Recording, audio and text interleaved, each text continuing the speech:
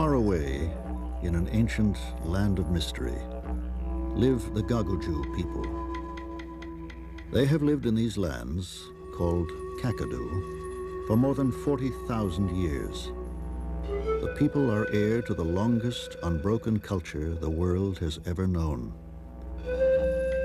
Throughout their history, the Gagudju have lived in harmony with their environment. To them, man, animals, plants, and the earth itself are as one. They are all manifestations of a single life force.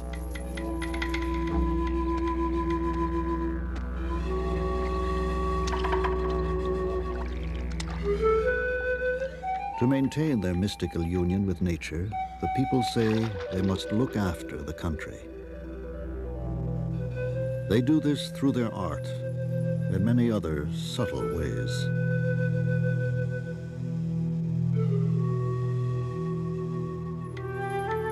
Only the wise and fully initiated elders know how to look after the country. They are the custodians of the land and the traditions. But there are only a few of them now. The young people have been swept up by another, more aggressive culture. This is the story of Kakadu, as seen through the eyes of its last traditional inhabitants. A story that opens a window on a very different perception of life.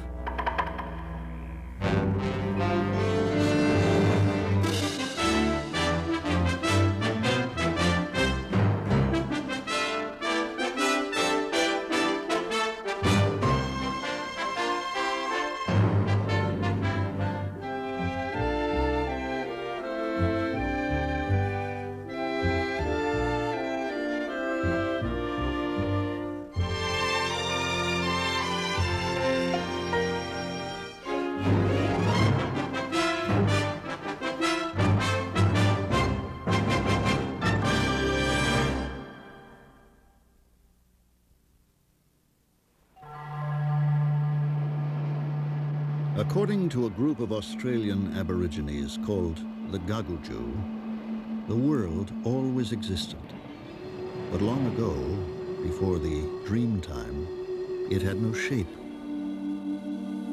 Then, at the beginning of the Dreamtime, the time of Genesis, creator beings came out of the sea to form the land and to create life.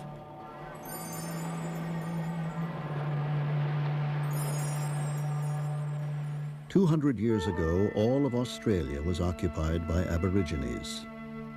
But now only a few groups remain on their traditional lands. The Gagudju is one of these. The land on which they live is called Kakadu. It belongs to the Aborigines and is managed on their behalf as a national park. Kakadu is dominated by a sandstone escarpment which towers over extensive wetlands and eucalypt woodlands.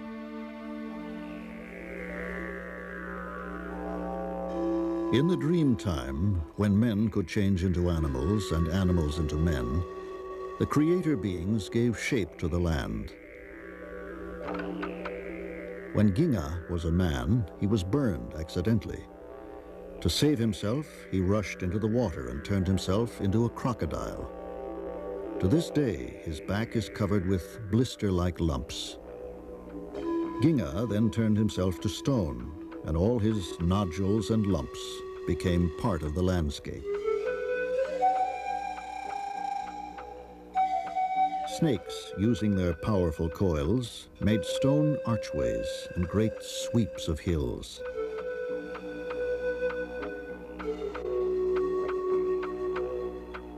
Gagudju, the ancestral kangaroo, traveled through Kakadu, making mounds of stones and hollowing out depressions.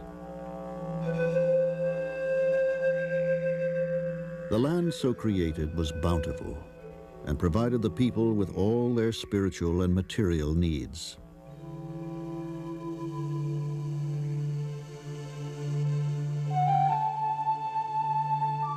In the old days, life for the Aborigines was free and good. No worries then, they say. Their society was vigorous and meaningful.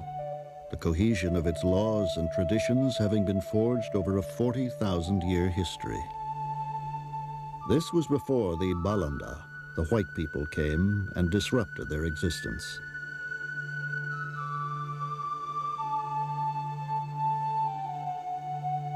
Natural food such as turtle eggs and water lily roots were plentiful.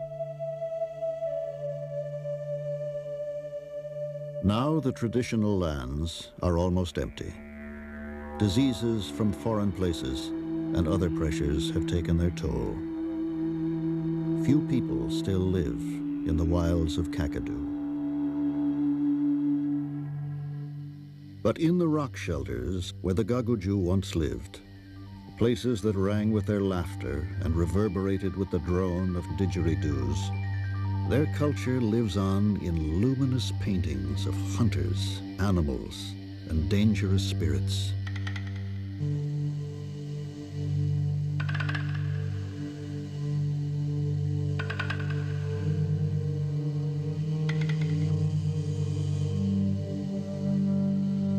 The first artistic stirrings in Kakadu, among the earliest for mankind, began perhaps 30,000 years ago. These paintings are impressions of grasses, hands, or other objects.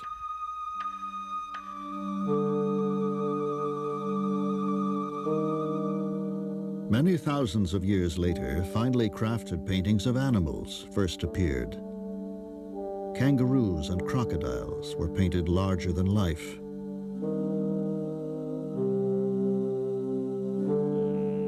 Delicate images depicting vigorous action followed. A man stalks an emu from behind the cover of a bundle of grass. He spears the giant bird, which cries out as it is mortally wounded. Present-day Aborigines do not relate to the early paintings. They say these were made by the friendly Mimi spirits, and that over the millennia, the Mimis taught the people to paint, but in a different style, one that shows the animal's bones and internal organs. It is known as the X-ray style.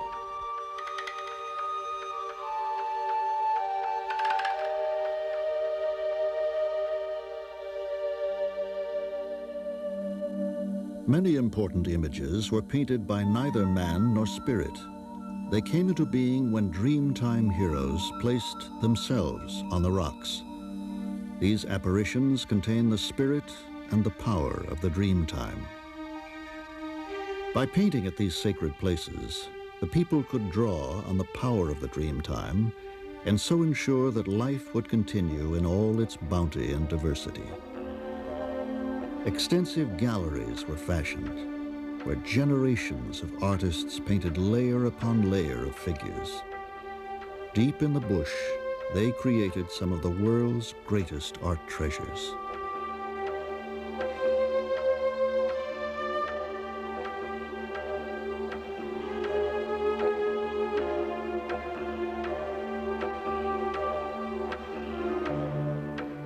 About 150 years ago, a change occurred in the life and art of the Gagudju. Sailing ships brought people from other continents. These people penetrated the Gagudju's land on horseback. They dominated the Aborigines with strange new weapons. And soon, say the Gagudju, these strangers, standing with hands in pockets, told us what to do.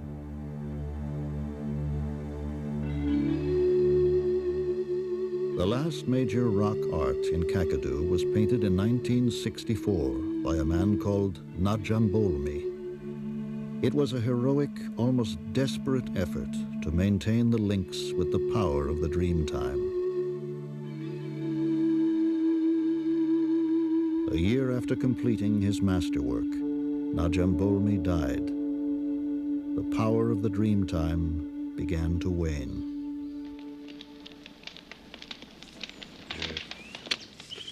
You know what I said in a cave over there, that painting? 3 buses worry. The custody of the land and the culture rests on the shoulders of a small group of elderly men.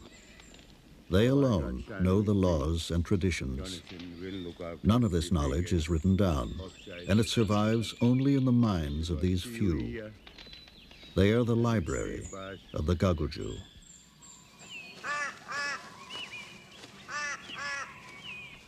Big Bill Naiji is the philosopher.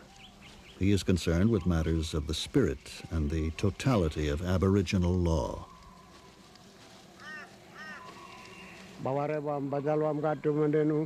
Nippergabariki is the principal keeper of the stories of the Dreamtime, about creator beings and ancestral animals. Felix Ianuk is the custodian of the most sacred ceremonies. Only he still knows the burial rites. Louis Ilkir is the artist, one of the last men left in Kakadu who carries on the traditions of Najambolmi. But he paints only on tree bark, not on rock. A new generation of Gagudju has come of age, but most grew up away from their culture. Naiji's son, Jonathan Yaramana, is one of the few who has returned to learn about Aboriginal law and to assume custodianship. In the modern world, he is doing it in two ways: as a Gagudju, following tribal law, and as a park ranger.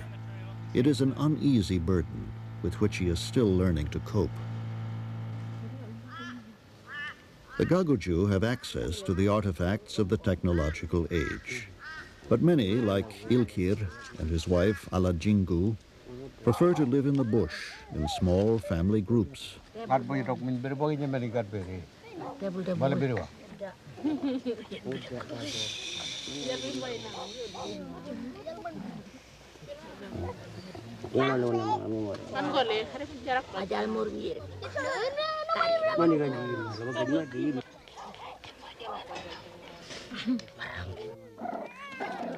Ilkir gathers all the materials for his paintings from the bush around him.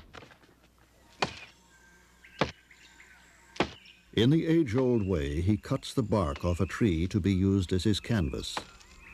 The only difference is in the axe he uses.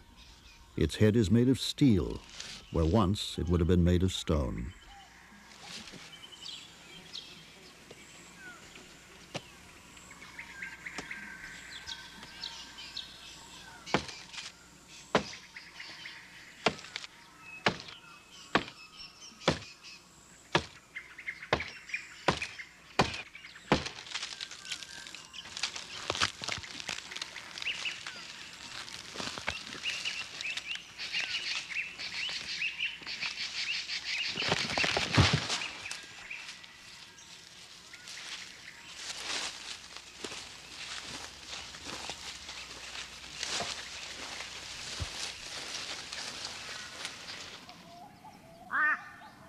When he has straightened and cured the bark, Ilkir is ready to begin his painting.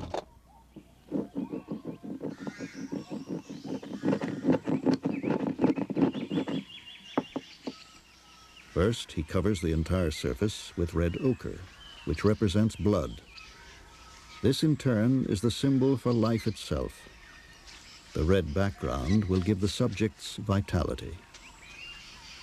As he prepares the bark, Ilkir thinks about what he will paint and about the techniques he learned from his father.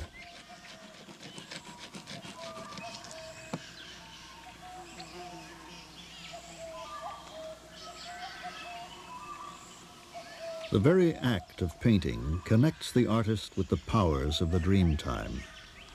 He draws on these powers to ensure that the animals he paints will always be there in abundance.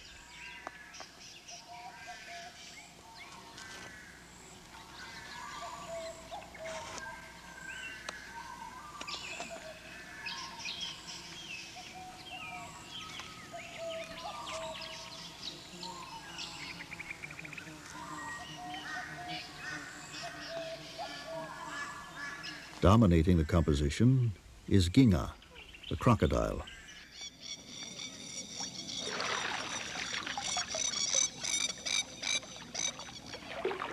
The saltwater crocodile is the largest animal in Kakadu.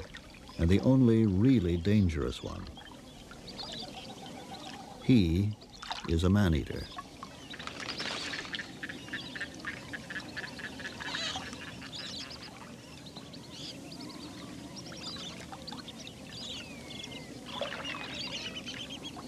Despite his name, this crocodile is as much at home in freshwater as in saltwater.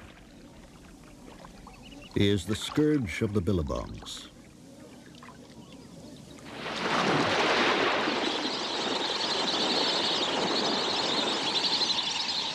Ginga's reputation as a man-eater did not deter the Gagudju from hunting the giant reptile. They used to spear him from flimsy log rafts. Crocodile meat is a delicacy. Large and dangerous as Ginga is, he does not rule the wetlands. As the Aborigines say, it is Marawuti, the white-breasted sea eagle, who is the boss around here. When someone dies, the person's spirit is snatched away in Marawuti's huge claws.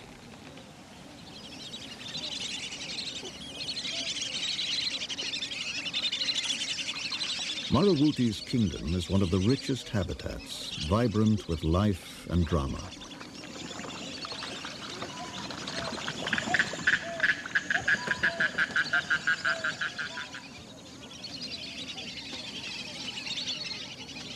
Watched by the scavenging goanna, Jagana, the black-necked stork, hunts for eels on the grassy edge of the billabong.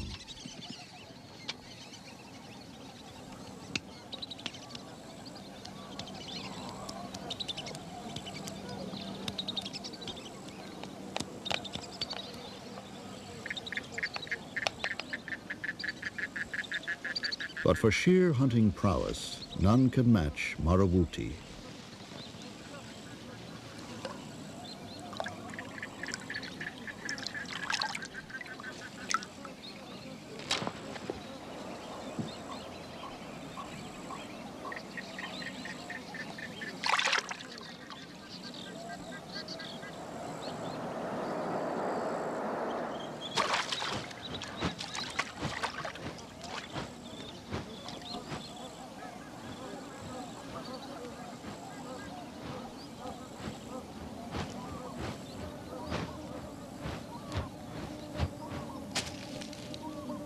Generations of sea eagles have raised their young in this nest. Each year, new sticks are added, and the nest grows larger and larger.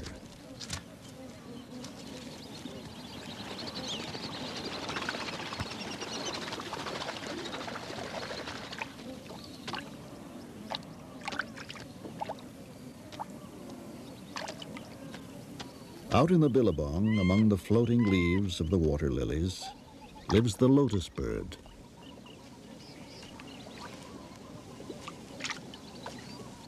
The male lotus bird incubates the eggs and raises the chicks on his own. The female, who is slightly larger, leaves the male to search for another partner.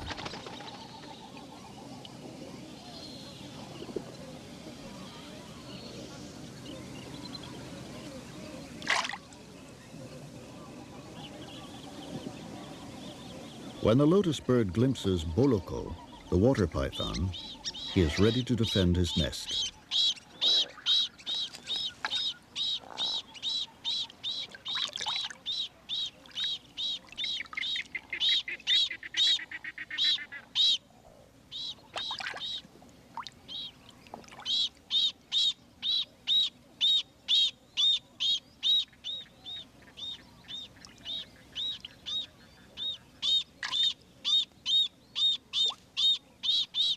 Soon Boloko retreats into the water plants to set his ambush elsewhere.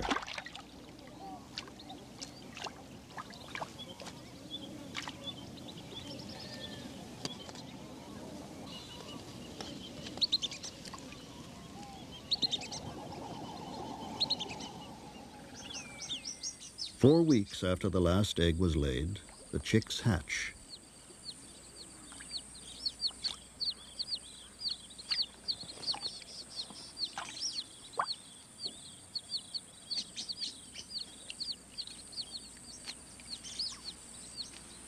Their father transports and protects the young until they are about 3 weeks old.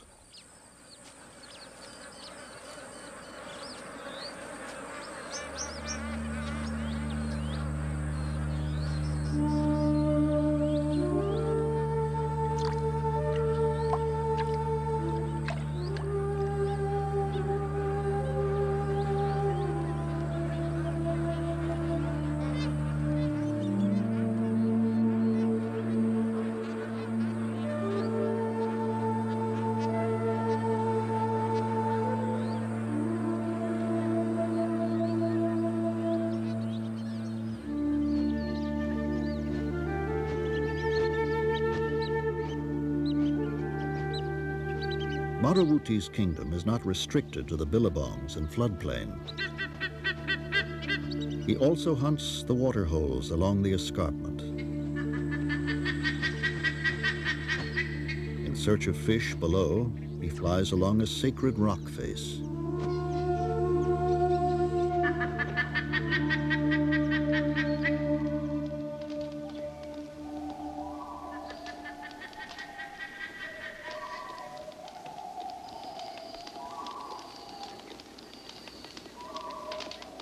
Custodian of this sacred place is Nipper Gabariki.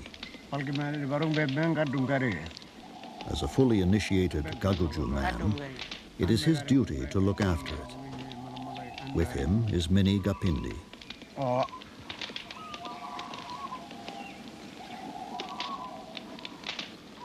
To maintain contact with the spirits of this special place, Gabariki must visit it periodically. It is yet another way to keep the ties with the powers of the Dreamtime.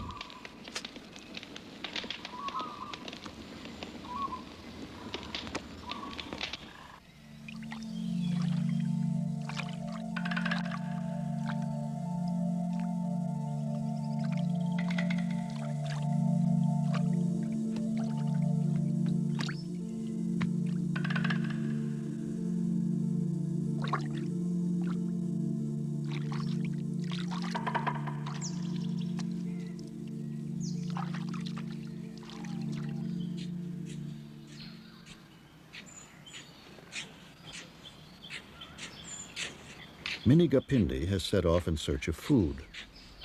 She has noticed the tracks of freshwater crocodiles on a sandbank. Minnie probes the sand to find any eggs that may have been laid during the night.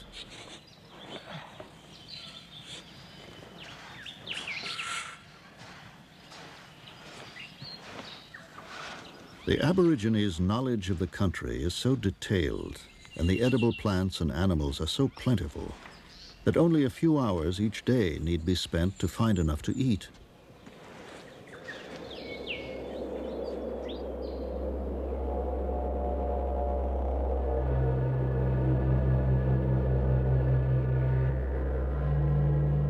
Gabariki has reached the canyon where the spirits reside. Although he has never seen them, he can feel them watching from caves and crevices.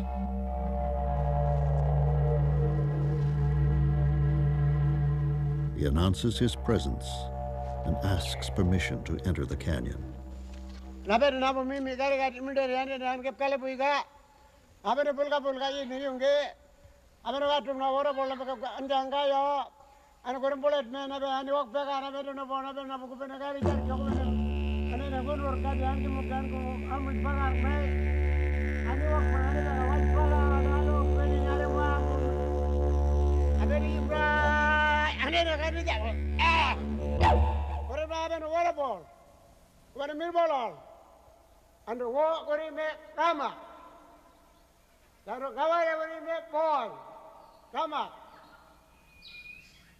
Gabariki's spirit has touched those of the Dreamtime.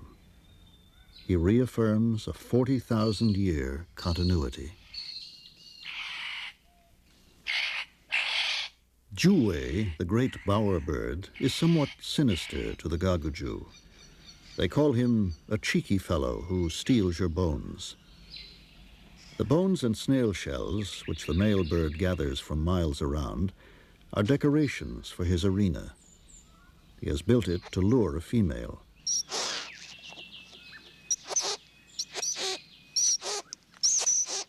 When a female comes to his bower, the male uses many ploys to impress her, even enhancing his presence by displaying his ornaments.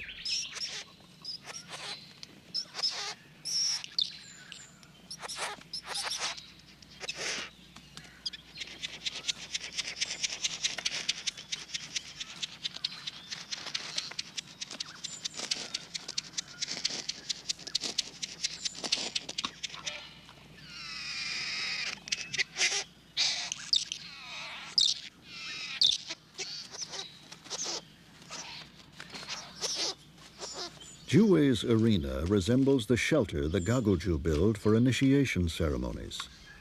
The bird also chants and dances, as if at a ritual. He is the keeper of their secret ceremonies. That's his job, the people say. Garken, the brown falcon, has come to the grasslands. This is the signal for Big Bill Naiji to begin one of the most important aspects of the maintenance of his tribal lands. Only he and the other elders are traditionally entrusted with the task of burning the grasslands. They must clean the country, they say, but strictly according to Aboriginal law.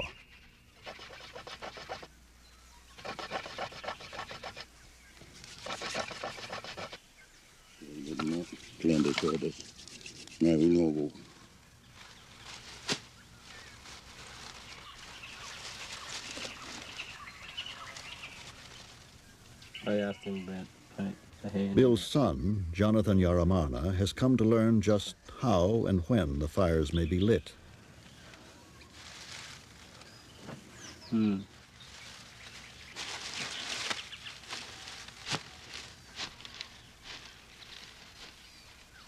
The time is right in the season of migrating birds. Animals of the grasslands have grown to maturity and can escape the fire.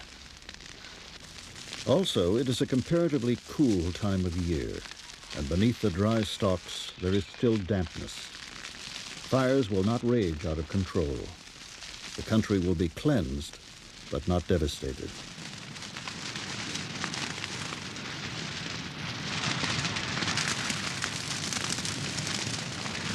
If the laws about burning are broken and fires are set later in the season of heat and dryness, there would be great loss of life.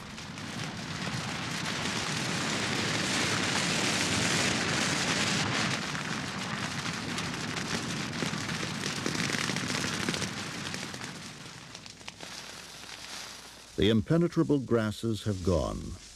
Soon new shoots will come up through the ashes, attracting kangaroos. It will be easy to hunt and to travel.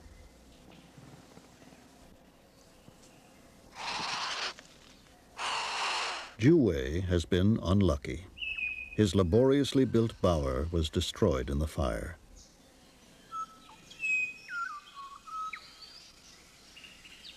But most of his precious ornaments have been unaffected.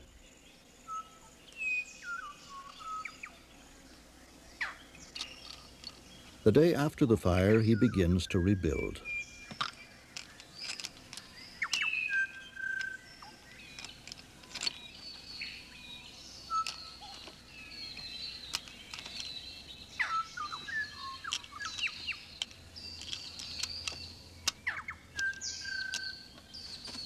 First, he moves the bones and shells to the new site.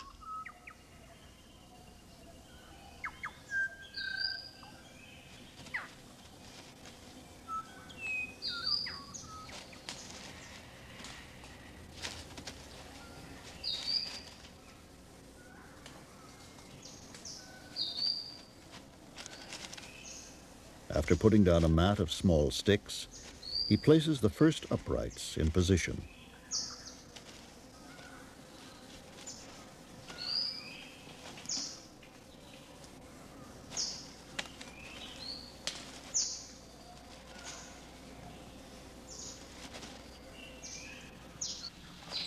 Working for 4 or 5 hours every day, he has a serviceable bower again in about 2 weeks.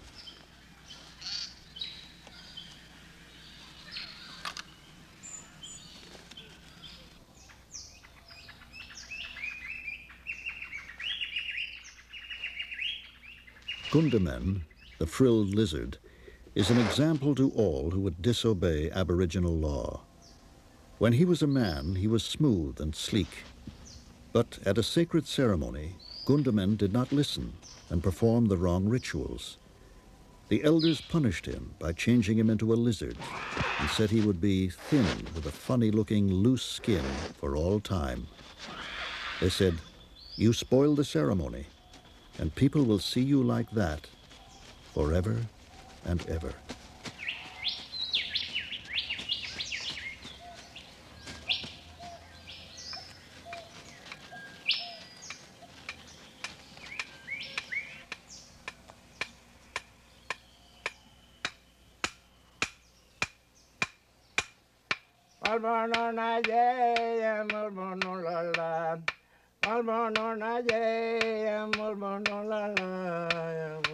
The singing of song cycles is another important way in which the Gagudju maintain the integrity between themselves and the life force. Felix Enoch sings the cycle about one of the principal creator beings, Injuanjua. Enoch is the only one who still knows these songs. He said this would probably be the last time that he would ever sing them. Long ago, at the beginning of the Dreamtime, Injuanjua lived in a cave where he painted his own image on the wall. He came across the river, over the plains and billabongs. In his travels, he gave shape to the land, brought important ceremonies, and showed the people what animals to hunt.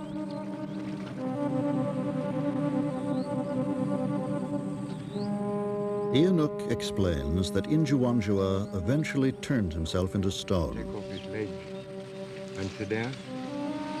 And when they start walk away, He says, Injuanjua walks down here and turns himself into stone.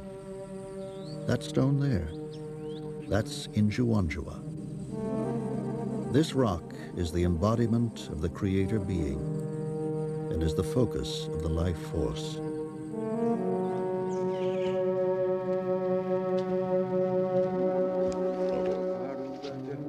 Close to Injuanjua and imbued with his spirit are the caves where for centuries the Gagudju had placed the bones of their dead.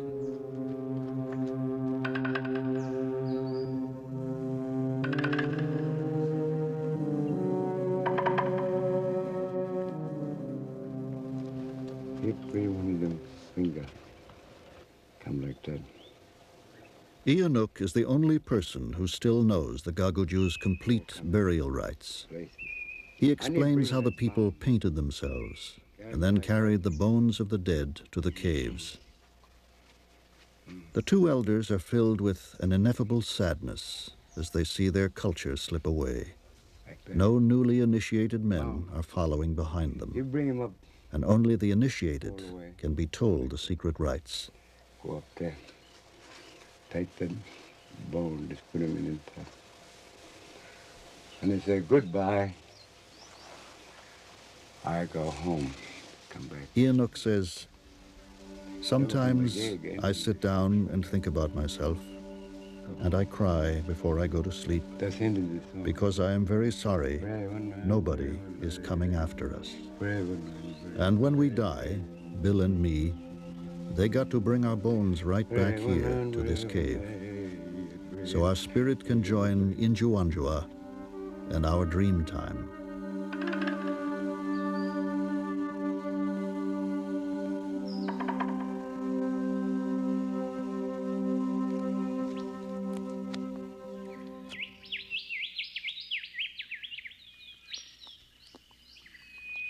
Bluey Ilkir continues his painting, his communion with the powers of the Dreamtime.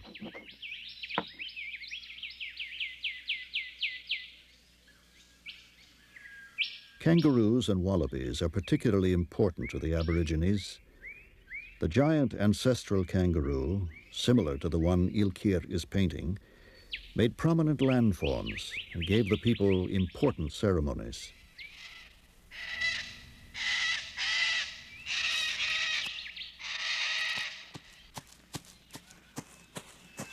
Of the several species that live in Kakadu, Gagudju, the antelopine kangaroo, is the largest.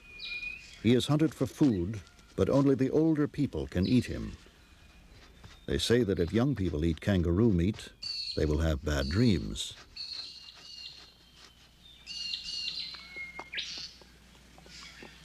These kangaroos live in small social groups and are usually gentle and affectionate. Their smaller neighbor, Gonobolo, the agile wallaby, is more aggressive.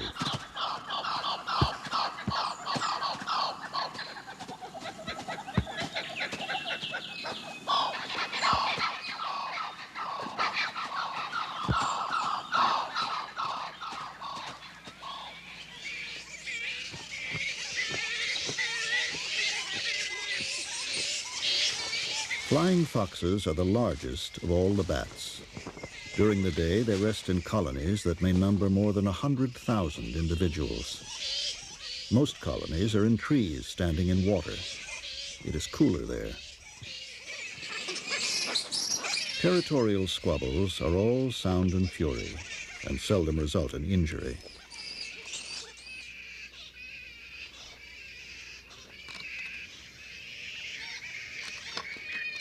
The young black flying foxes cannot fly at birth. They are carried by their mothers, even in flight, until they are a month old. During the heat of the day, the resting animals fan themselves. Sometimes fanning is not enough. Then the bats lick their wings, and the evaporation of their saliva helps to cool them further.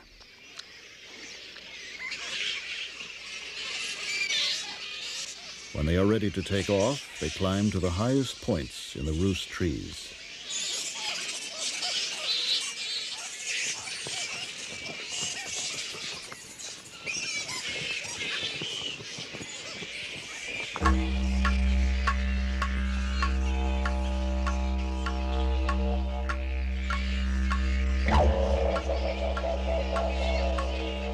To the Aborigines, Goloban, the black flying fox, is associated with the forces of darkness. Medicine men, who are held in high regard, are also sorcerers. They are often called flying foxmen.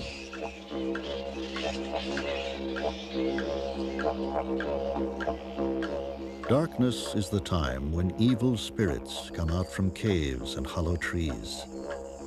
The people do not venture far from the safety of their campfires. Kakadu's night belongs to the animals.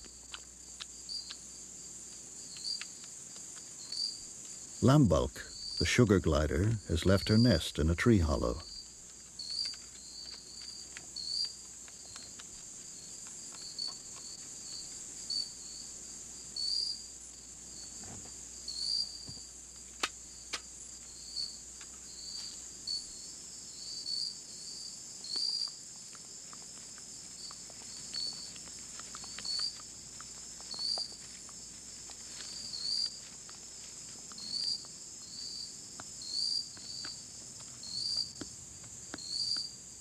Dokun, a tiny insect-eating marsupial, is ever ready to tackle insects even larger than himself.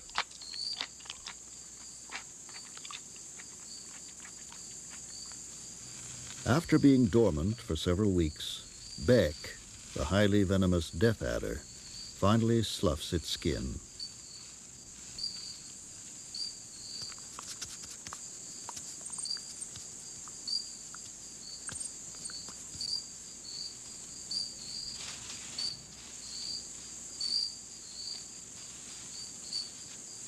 The snake is now hungry and stalks even York, the brown bandicoot, who is much too large for it to overpower.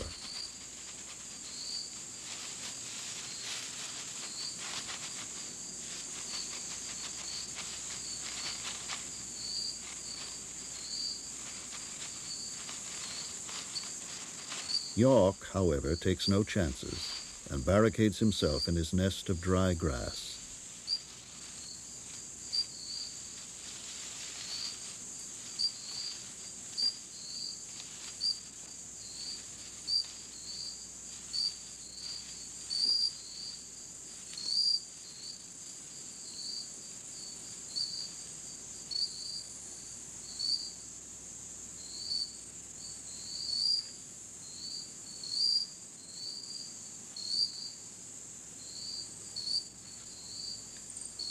Because it has no eyelids, the knob-tailed gecko has to clean its eye with its tongue.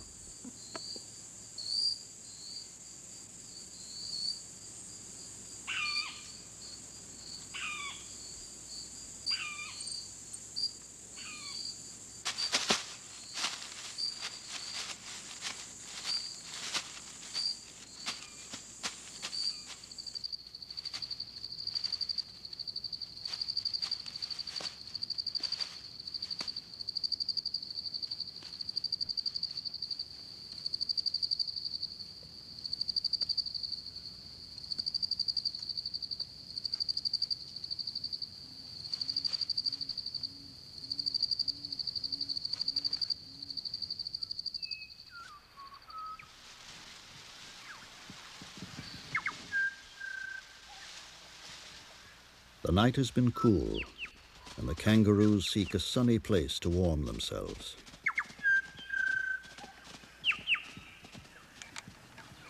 But Lombulk shuns the sunlight and hurries back to her tree hollow. She will sleep here until darkness falls again.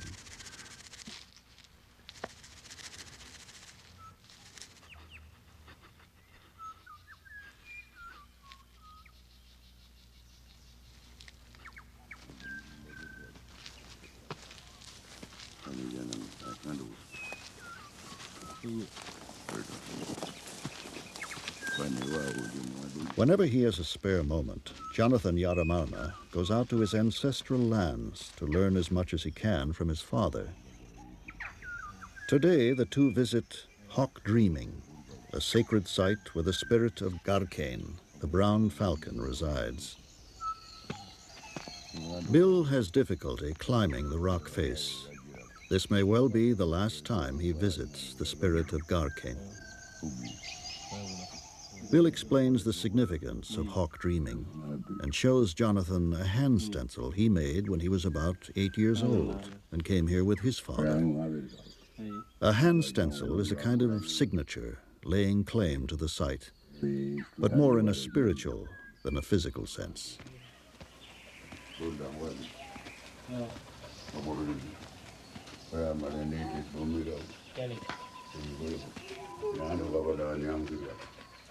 A few days later, Bill and Jonathan go to a rock outcrop close to Hawk Dreaming.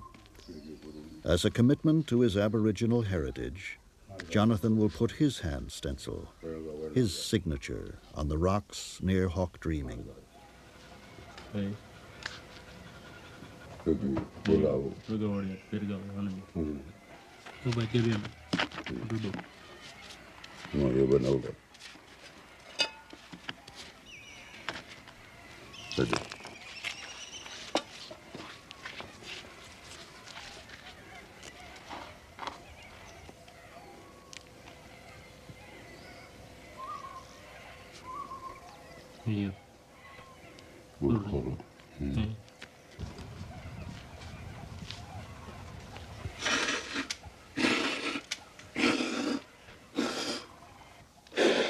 Jonathan makes his mark the way Gagudju people have done for thousands of years.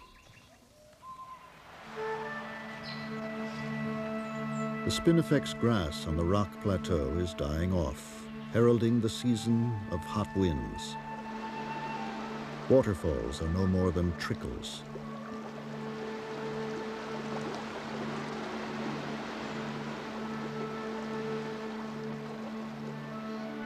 In the woodlands, grasses that escaped the fires have died back into a dense mat.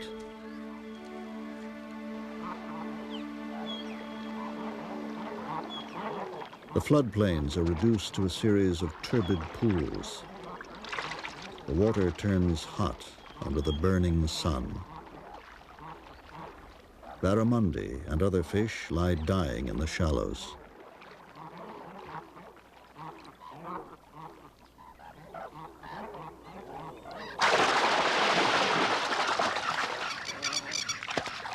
The hunters of the billabongs have an easy time, and the scavengers grow fat.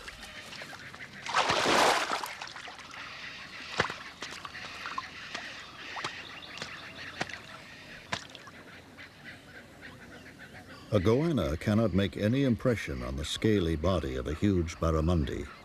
The 4-foot-long lizard must find another way.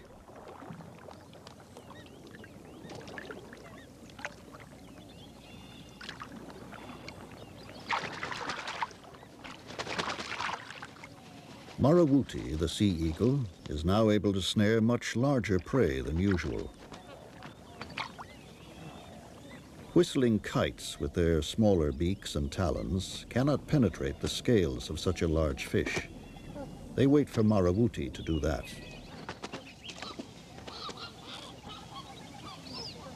Then, with their greater agility and audacity, they snatch the food right out of the eagle's beak.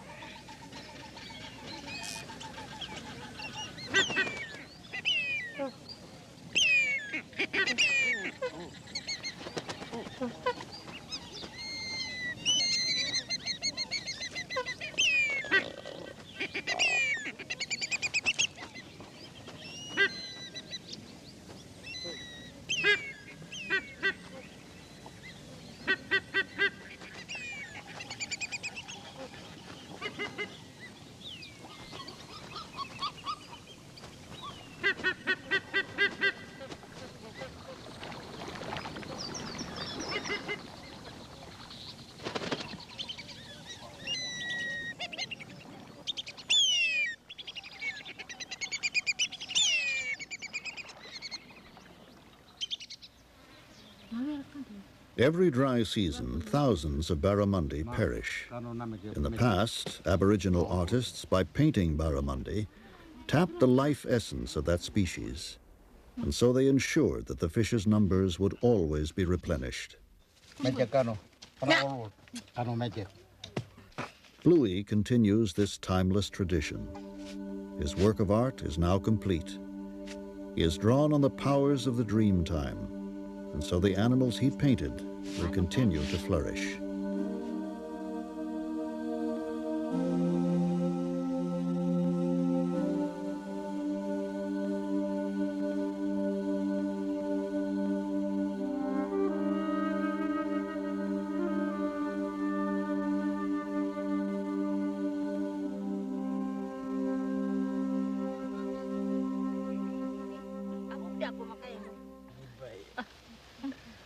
Bluey's wife, Susan, and her friends tell stories to the children and illustrate them with string games.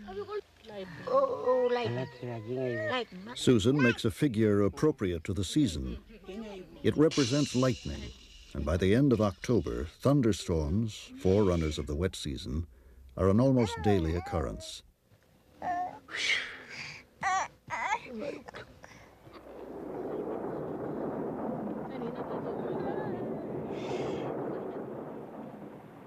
This forest, devastated by a late fire set by lightning, appears to have died, but the rains will soon revive it.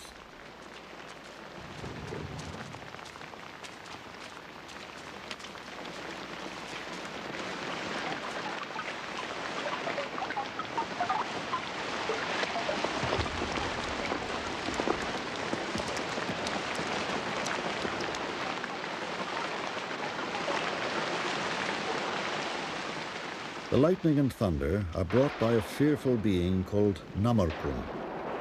He carries the lightning like an arc over his body and makes the thunder by striking stone axes against the clouds. Aljur, the grasshopper, is painted in electric colors. He appears in November, the time of the most tumultuous storms. The insects are Namarkun's children on Earth.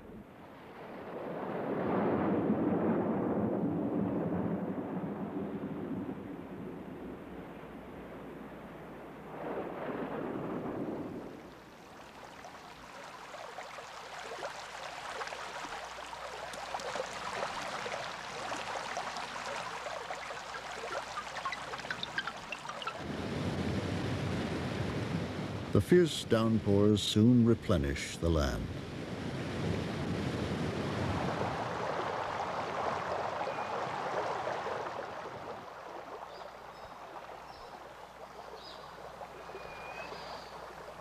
In this time of regeneration, nesting birds bring food to their young. Plants respond quickly. Forests that were charred and blackened are soon green again. Flowers and insects proliferate.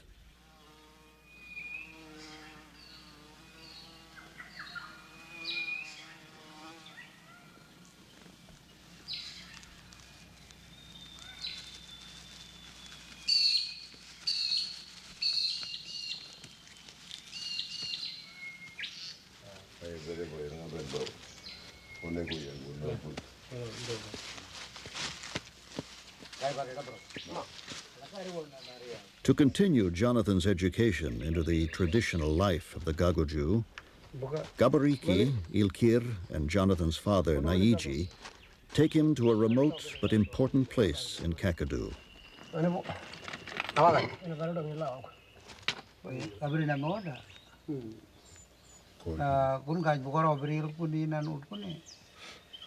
The elders show Jonathan how stone knives and spear points are made, how they are struck off a core rock.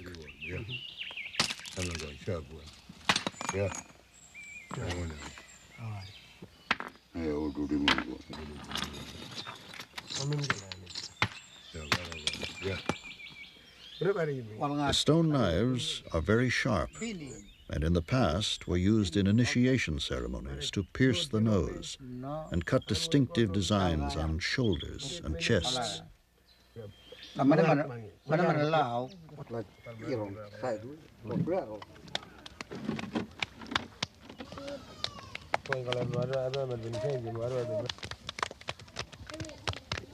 group of men paint themselves in preparation for a ceremonial dance, a corroboree. Among the Gagudju, there are no longer enough people with the knowledge and skills to perform the ceremonies. This group from neighboring tribes came to help the Gagudju perform their ceremonial obligations. The dancers reenact great deeds and mimic the Dreamtime animals.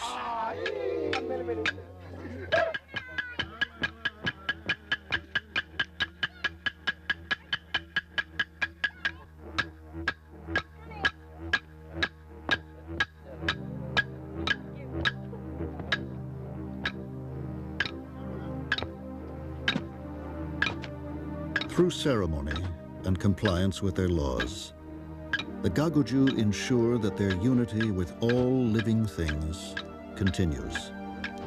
With Marawuti, who rules the floodplains, and with Ginga, who formed the rock country. As long as they look after their country, the life force will endure in all its vigor and bounty.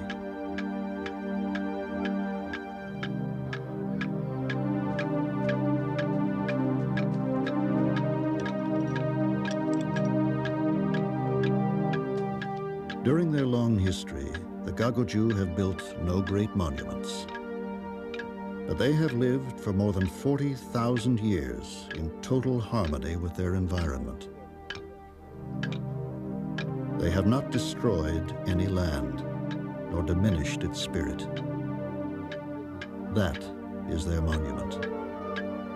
And in the long term, that may be the most important of all.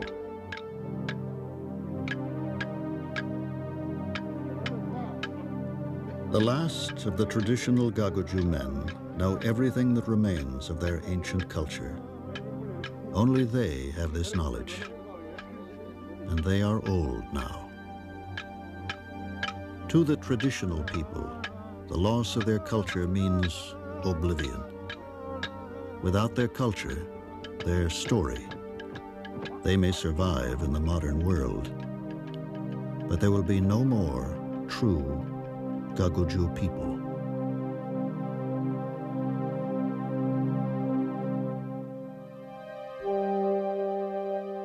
During the season of the east wind, Nipper Gabariki died.